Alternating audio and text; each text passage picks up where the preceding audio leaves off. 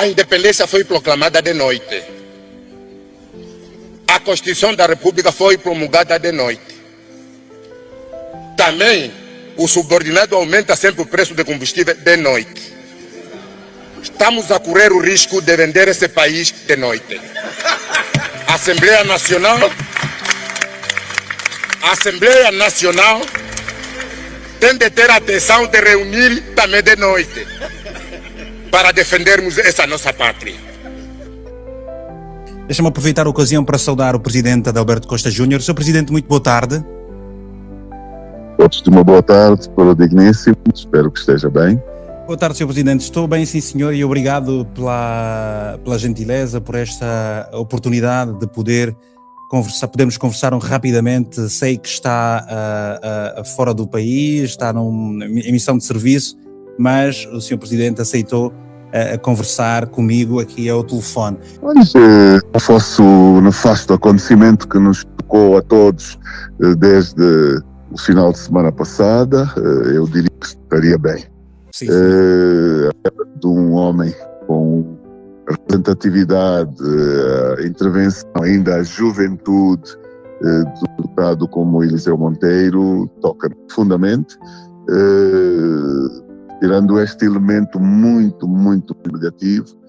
Eu diria que estamos a trabalhar, estamos com foco no país, sempre com a expectativa de podermos ser úteis, positivos e podermos, de facto, caminhar para uma melhor abordagem de uma perspectiva positiva para Angola, que tanto merece, tanto espera, tanto desespera, e que dificilmente estamos a ver as soluções económicas, sociais, a surgir como nós gostaríamos. Mas estamos a trabalhar. Sr. Presidente, de facto a sociedade ficou bastante surpresa pelo facto do deputado Monteiro ter perdido a vida. Como se sabe, eu tenho aqui em mãos o comunicado do grupo parlamentar da UNITA, que diz que a morte ocorreu no passado 29 de março no Hospital Geral do Huambo por doença. Mas nos últimos tempos, Sr. Presidente, muitas figuras de proa da UNITA têm tido esse fim. A UNITA está preocupada com a forma ou os registros que a UNITA tem de facto compreendem, portanto é a lei da vida e há que se seguir em frente? Não podemos olhar para estas pedras e para o modo como elas ocorrem apenas com o conformismo da lei da vida. Não é verdade. Nós sabemos muito bem todos quanto o nosso sistema de saúde não funciona bem. Nós sabemos bem o quanto o cidadão e então os políticos olham para determinadas circunstâncias e não se sentem seguros quando têm que correr a assistência, dada a partidarização extrema em que se vai continuando a funcionar em Angola.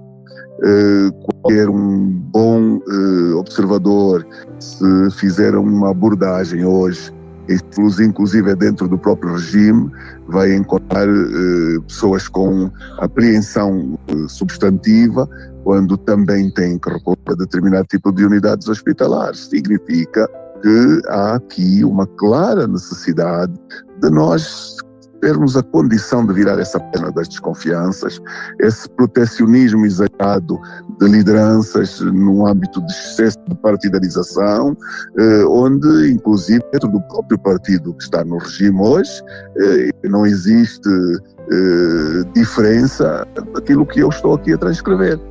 Portanto, o que nós temos assistido é muito cidadão e da UNITA, muito membro da UNITA, não aceitar para o normal espaço do ano.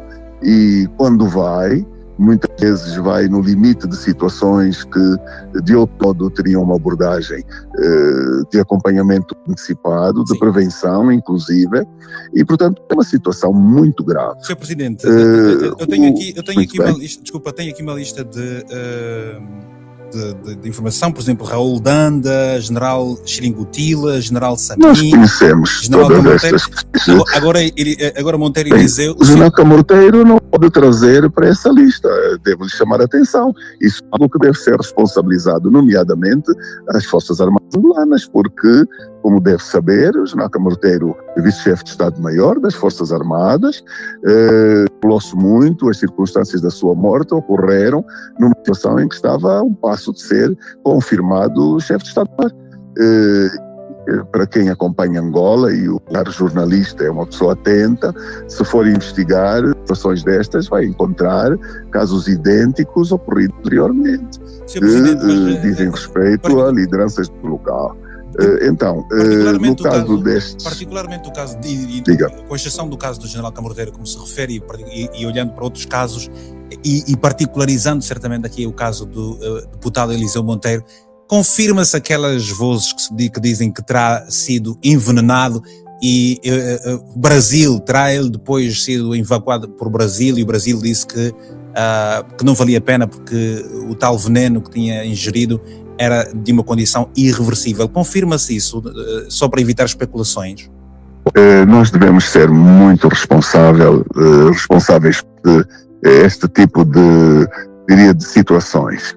O deputado Eliseu teve, de facto, uma situação de um agravamento de saúde.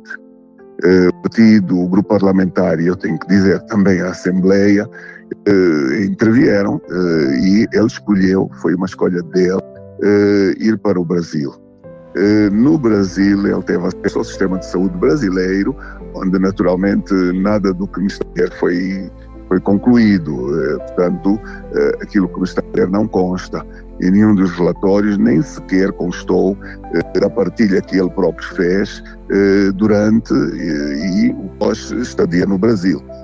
Nós conversávamos quando estava no Brasil, em nenhuma situação essa condição foi confirmada, embora hoje eu começo a ler na internet relatórios que estão a ser publicados por pessoas que nós não conhecemos, mas que andaram com o deputado Eliseu no Brasil e, portanto, vão identificando causas concretas nesses relatórios. Mas não existe esse elemento. O que nós conhecemos é que há uma identificação da problemática de saúde e que esta identificação aconselhou a um tratamento específico, mas encontrou o deputado com imunidades muito, muito baixas. O deputado Angola preferiu ir para o Ambo, onde esteve numa clínica com pessoas de bastante confiança e que lhe foram fazendo na mesma um acompanhamento que confirmam efetivamente uma grande degradação das imunidades que ele apresentava, imunidades que perante determinados tratamentos o próprio tratamento ficava em causa e o quadro era muita preocupação. Nós estávamos exatamente à procura de fazer uma nova evacuação fora, portanto, passando por Luanda, e houve aconselhamento médico em que ele não resistiria se fosse retirado da unidade em que esteve. Infelizmente, acabou por ter que mudar para uma outra unidade em Ambo, onde acabou por falecer. Não houve, de facto, esta confirmação em termos do Brasil, não posso aquecer, mas também não posso deixar de dizer que nós temos um caso que continuamos a não ter relatório médico. Nós perdemos recentemente o Socola, a substância que foi retirada do estômago até hoje, a polícia, o SIC, que ficou com a substância, nunca veio a público esclarecer o conteúdo tóxico desta substância. Portanto, nós temos motivos para apresentar apreensão extrema e a autópsia que nós impusemos foi acompanhada no caso do Socola. Esta autópsia provou a existência de uma perfuração do estômago, uma perfuração por uma substância extremamente tóxica. Foi retirada, foi entregue, já lá vão uns bons meses e não há até hoje um avanço. Portanto, eu penso que as instituições, elas mesmo, começaram a sentir a responsabilidade de um posicionamento distinto. Eu vou retomar o que eu dizia há pouco. é inquestionável e é indiscutível que não há uma falta de confiança nem das estruturas partidárias, muito menos, enfim, daquelas com grande exposição. Isto ocorre com o próprio cidadão. Em muitos espaços em que há a exposição política, não há confiança nas instituições. Porquê? Porque o país continua partidarizado, porque as instituições têm uma imagem de que não garantem absolutamente isenção na abordagem de circunstâncias de assistência médica, porque os próprios serviços de inteligência muitas vezes se envolvem para além daquilo que são os limites das suas competências e, portanto, o país partidário do MPLA continua a existir. Este país partidário expõe-nos a todos, não cria confiança e, portanto, esta é uma grande realidade. Certamente. Para além disto,